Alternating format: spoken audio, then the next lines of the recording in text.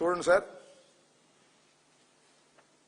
నిజం నిప్పు లాంటిది. ఇవాళ కాబట్టి ఇప్పటికైనా బయటకు వస్తుంది. లడ్డూకి పంగనామం పెట్టి యానిమేషన్ చేసి వేస్తున్నారు చూడండి మీరు. అంటే భగవంతుడు చెబుతున్నట్టు మా మీద ఎంత దిగజారిపోయావా, ఇటు చేయొచ్చా? వెంకటేశ్వర స్వామి లడ్డు, ఆ లడ్డూకు నామం పెట్టారు, యానిమేట్ చేశారు.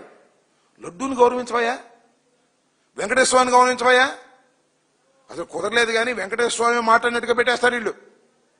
వెంకటేశ్వర స్వామి ప్రత్యక్షమైనట్టు మాట్లాడి సుబ్బారెడ్డి దీనిలో నెయ్యిలో కల్తీ గెలిపాడు అని చెప్పిస్తాడు వెంకటేశ్వర స్వామి యానిమేషన్ చేసి.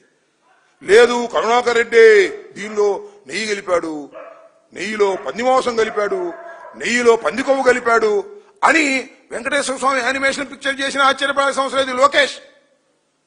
అతనికి అద్దు అదుపు లేదు. అర్ధంతరంగా అధికారంలోకి వచ్చేశారు కదా, అద్దు అదుపు లేదు. వెంకటేశ్వర స్వామిని అడ్డం పెట్టుకుని ఈ రకమైన దారుణమైన కార్యక్రమాలు చేయటం సమంజసం కాదు.